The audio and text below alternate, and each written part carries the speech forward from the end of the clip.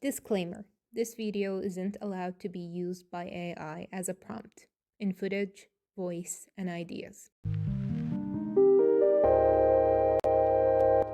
It was the year 2009 and I was playing on the computer, and all of a sudden I see this new game called Machinarium. Apparently my older brother have bought the game and decided to try it out, not knowing that this game is gonna be one of my favorite games, and he later on gonna forget the name of it and tell me, what are you talking about? Machinarium is a point-and-click puzzle adventure game. It's very unique, and the whole game literally reflects and speaks through art. Your journey playing this game is gonna probably 100% be whimsical and adventurous. The game in general, as I said before, is unique, and I'm here today to talk about it. Machinarium did an excellent job of being point-and-click puzzle game, especially with its own settings. The definition of setting. Setting is the time and place where the story unfolds. The first thing you start with in this video game is literally the first thing you start with in every video game. Starting menu, in which Machinarium didn't only master, but really gave us the feel of how the game is gonna look and how it's gonna be played. So you click start new game and you are in some sort of exile dump, where you meet our main character. Putting us in such setting is not only there for us to grasp the idea of our main character, but actually understand why is our main character here. Also, I love how we meet our main character. We literally get dumped by a fly dump truck, which is okay. Disassembled. And the first thing we're gonna do is literally assemble our main character. Yep. Our main character in its 20s. After getting your things together and you finally establish yourself, you move on from the exile dump place. By the way, I tried to look for names for the places, but I'm not sure if my research skills were any good. I didn't find any names for the places, so I made up names for it. If you guys know the names of the places, help a girl out. Tell me what's their name. I would be really, really, really grateful. After you decide to leave this dump behind and to collect yourself and move forward, this seems realistic, but okay. You decide to go to the city entrance. And I really love the attention to detail. When you go to the city entrance, you see a guard walking behind you. But our main character isn't aware of the guard. Because he is not aware of the guard, he doesn't realize that he is behind him, and the guard is a guard, and he doesn't care about our main character. So what he does, he literally kicks his robotic buttocks. After that, our main character decides to enter the city, but the postcard doesn't allow him. So our main character disguises himself as a guard and enters the city. But before he enters the city, from the intended gate, he slips over oil and he accidentally enters the city through the basement. The city basement gives you a taste of what exactly future puzzles are gonna look like, which is really you thinking outside of the box. And because of the game knows its puzzles are sometimes unforgiving, they give you this cute book, where you have to do a mini game so you can enter the book and see how to do the puzzle. Which is very handy, but sometimes cheaty. But it is what it is. Throughout doing the puzzles inside of the city basement, we meet our first antagonist. I'm gonna call him Brat. Brat, once upon a time, destroyed our sandcastle, and I'm never gonna forgive him because how dare you? After seeing Brat doing a few shady things, you decide to follow him. So you do a few puzzles and you follow him, to only meet another antagonist. His name, let's call him Rat. Brat and Rat apparently are doing some shady things, stuffing things that they took from the city basement inside a barrel. And you remember them trying to shuggle you out of your money and hiding you when they see a guard. Brat and Rat actually see you spying on them, so they decide it's best to kidnap you and imprison you. So you do a puzzle inside of the prison so you can get out of it. What is the puzzle, you might ask? Yes, giving your roommate a cigarette, and for exchange, he will give you his own arm. Don't ask, I still wonder till this day. But it shows a little bit about the character that you're rooming with. So you find an opening and you open it with a broom, and after you're done with the broom, a rodent comes and takes it. And here you meet our third villain. I'm gonna call him At. This is the final black cab member. So you do the puzzles to distract the guy, but if you actually open the wrong door for the wrong cell that you used to be in, the guy that you roomed with won't leave the cell because pretty much he gave up on life. Which makes him giving you his hand makes a lot of sense. And if you open the correct door, the guys that were in the other cell would leave and that would try to follow them. After doing the puzzle, you start exploring the place and you find a telescope, and you look at the telescope and you find Brad and Rat, the tower.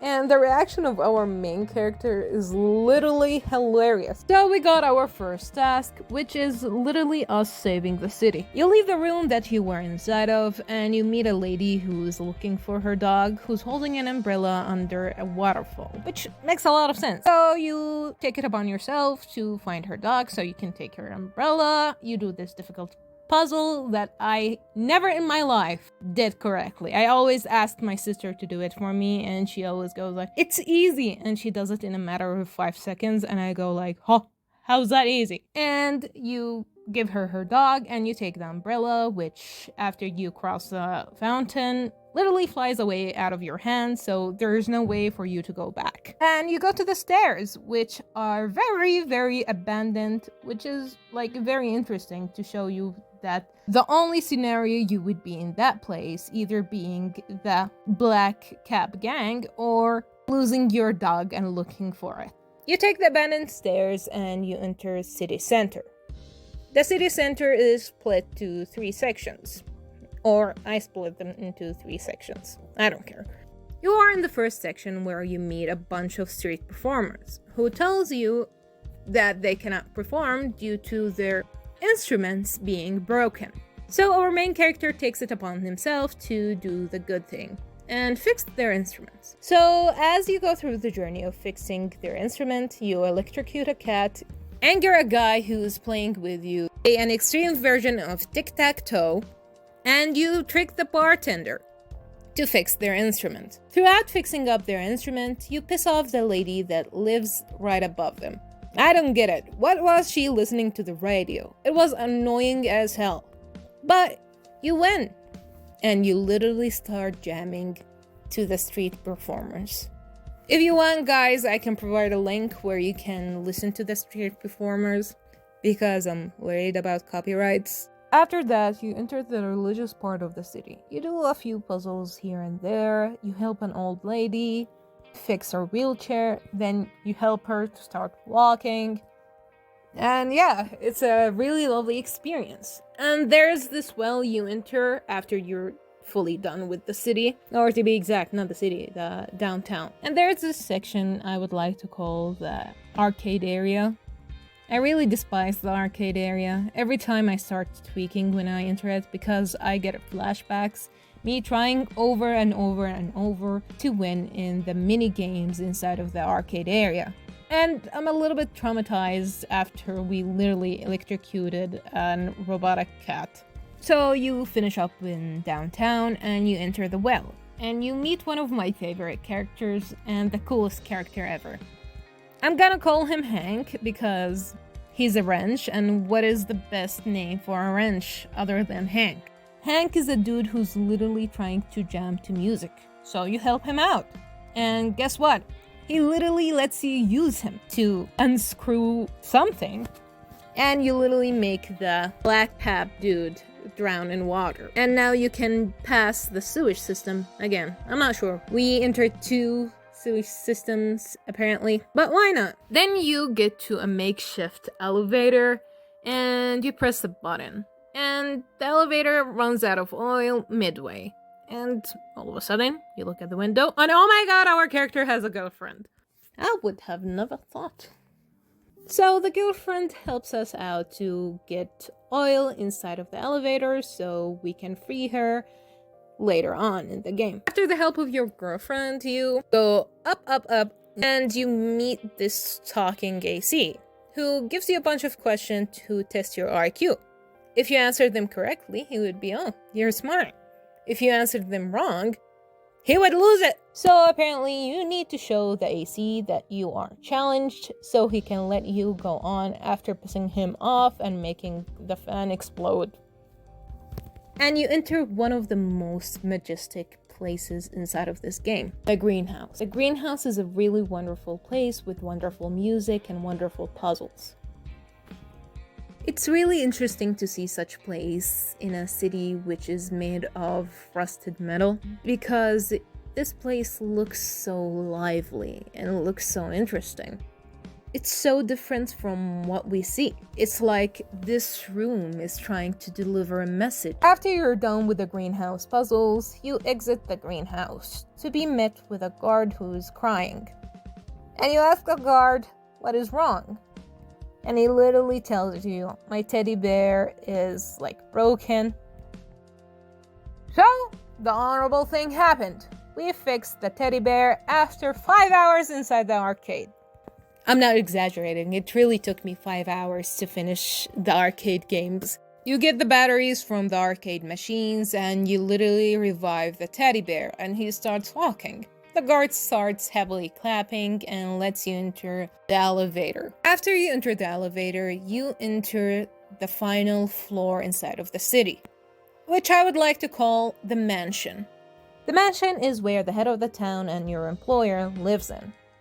Also, where is the on the chair? Apparently, he got hacked by one of the black caps, so you need to find a wire. I hate this puzzle, by the way. After you're done with this puzzle, you get the wire and you literally insert yourself inside of his brain to kill the viruses. After you fix up the head of the whole place, you decide to take your girlfriend and leave the place.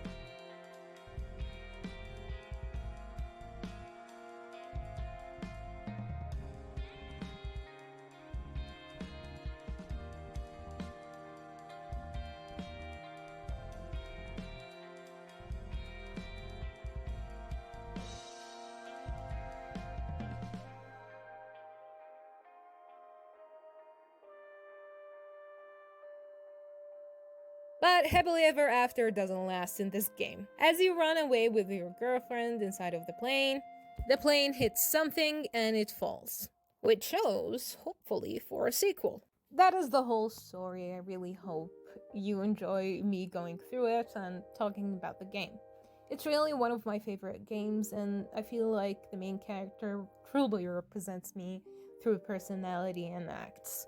And how clumsy he is, because I'm clumsy. So I hope you guys enjoyed the video. And sorry for the rushed looking video, it's because some of the footage went corrupted and I had to reanimate it, and I was a little bit in a rush because I wanted you guys to have a video on Thursday, since last week I didn't publish a video.